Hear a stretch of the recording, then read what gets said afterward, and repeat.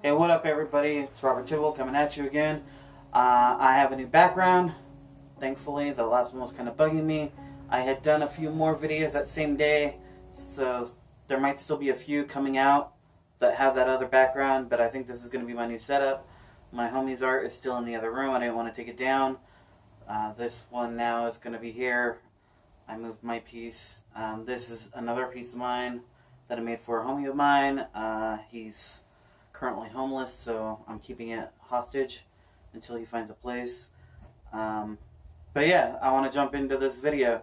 This video started not because I wanted to talk about a certain book that I've read recently, but because of a video that I saw by Katie Loves to Read about negative reviews and how they can be helpful in readers assessing what they're getting into going into a book, and how there had been some complaints about YouTubers giving bad reviews, and how it was argued by someone that YouTubers should only give positive reviews because a positive review sells books and a negative review doesn't. And she was disagreeing with that premise. I think she left something off, and so this is going to be a video all about my favorite book, one of my favorite books. It's called The Drowning Girl. It's by Kiernan, and I found it because I read the negative reviews and I said, that sounds like a book that I have to fucking read. That book sounds amazing. I have to check it out. And so I'm going to talk about those reviews with you today, and I'm going to go ahead and share some up on the screen, and I'm going to use those to talk about why this book means so much to me. So the first thing I want to talk about is negative reviews in general. I love negative reviews. I am the kind of guy who looks at 1-star reviews long before I ever look at 5-star reviews on Amazon. And the reason I do this is because I think that when a person likes a book, their tendency is to be like, this is the best book ever. I love this book. Oh my god, you have to read this book. And they don't really tell you anything about it. The best example of that I have is Harry Potter. Everybody tells me, oh my god, you have to read Harry Potter. But nobody ever describes to me why. They just, oh my god, it's so amazing. It's so amazing. It's so amazing. It's the best book ever. Blah, blah, blah, blah. Whatever. It may be the best book ever. I don't know. I have never read it. My argument against reading it isn't really a coherent thing. It's not like, oh, I've heard it's bad. I've never heard that it was bad. My argument against reading it is that I don't want to, because it doesn't sound like something that would resonate with me. And so that's what I go in to 1-star reviews looking for, is when people complain about something, I look for how much it relates to me.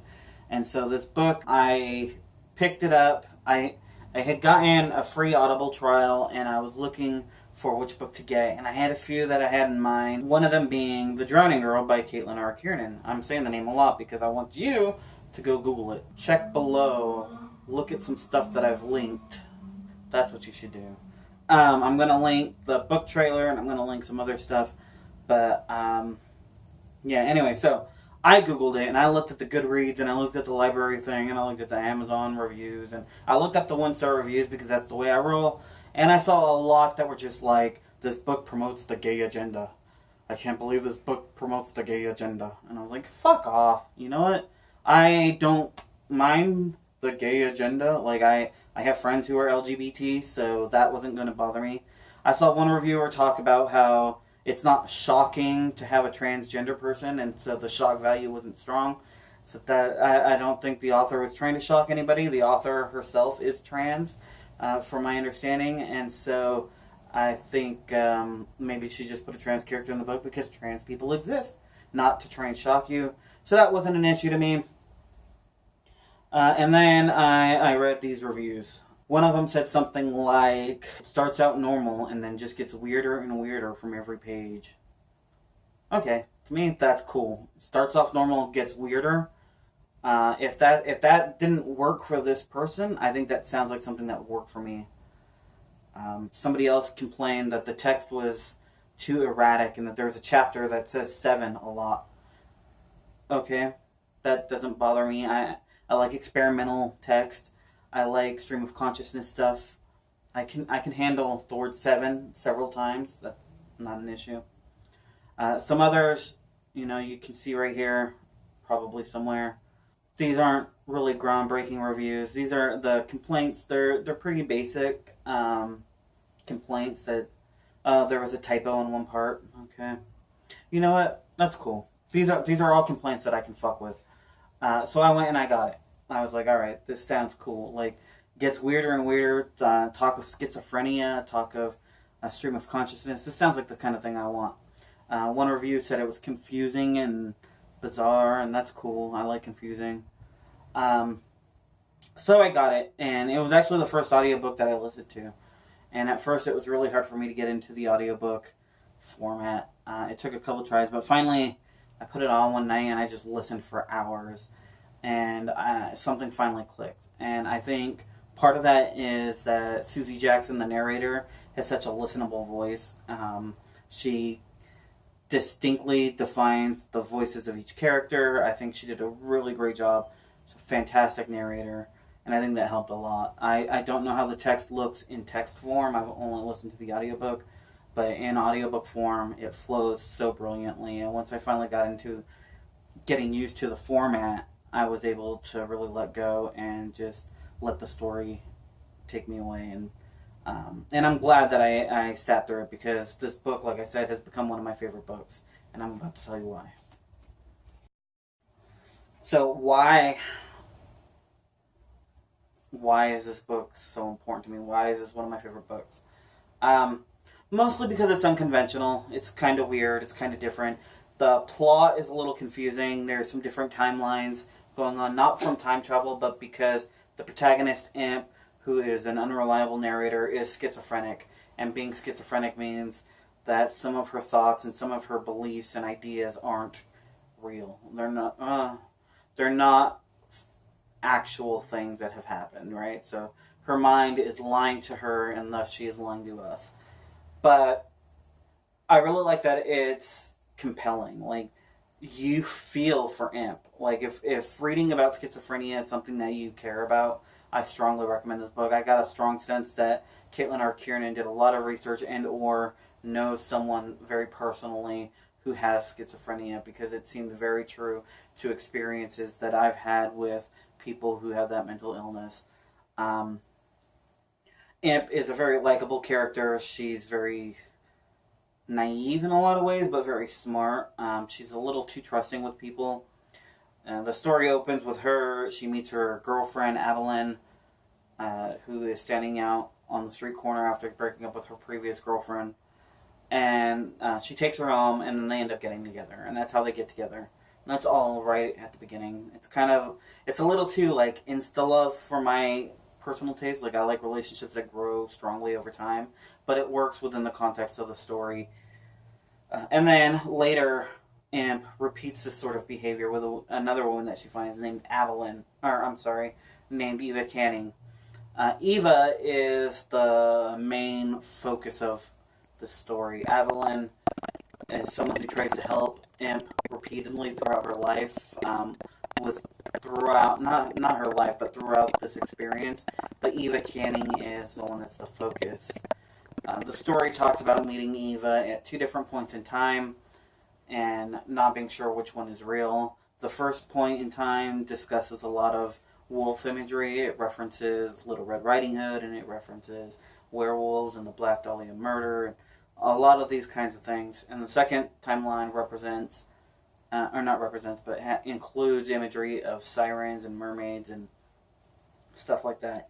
Throughout the story, Eva and Adeline discover that there was an Eva Canning who committed suicide, and so they're not sure whether the Eva Canning that they know is the daughter of the suicide or the real person. It gets kind of confusing in the storyline which one she is. By the end of the story, I don't know if it becomes any more apparent. The big mystery of the story isn't really as important to the story as one would think, with it being sort of a thriller and a horror. The story, the mood of the book is very convoluted and dense, and the ideas are very dense. Like, it's a think book, it's not a light summer read that you read on the beach. It's something that you think about, and it's meant to be something that moves you and is challenging and at times unpleasant. in the reading experience, and I thought that was really powerful. It really connected me to the characters. And then one of my favorite chapters was, you guessed it, the chapter where she says the word 7 a whole bunch of times. This is what it sounds like on the audiobook, and I just want you to check it out. Once again, the narrator is Susie Jackson, and she's awesome. 7777 777 SEVEN 7. So it goes on like that for a little bit, and apparently that was enough to get a 1-star review. It's not that big of a deal. The character Amp is in the middle of a breakdown. There's a lot of stuff about her mental health at that point, and I found it really compelling as someone, like I said, who has dealt with mental illness and who knows people who have severe mental illnesses and psychotic disorders like schizophrenia. It seemed very humane to me. It seemed like she really cared about the protagonist, and that really meant a lot to me. Like I said, the book's not one that you read for a summer fun read, so if that's what you're looking for, maybe wait a little bit before reading The Drowning Girl or listening to the audiobook like I do. But I strongly recommend you investigate it and you look at it. Listen to the sample on the Audible page, which I have linked down below. Read the sample chapter on Amazon if there is one. Get used to the idea of this text. Purchase it. Check it out from a library. Do whatever you can. But investigate it before reading it. And when you do read it, don't just read it like, I want to have fun. Like, read it for what it is, which is an introspective look about sort of ideas and the way our minds work, which is really what the story's about. It's about this idea that things like art and books and music can have lasting effects on our lives because they change the way we experience the world and the way we think about the world. And that's really, at its core, what I think Kiernan was trying to talk about. And that's what I took away the most.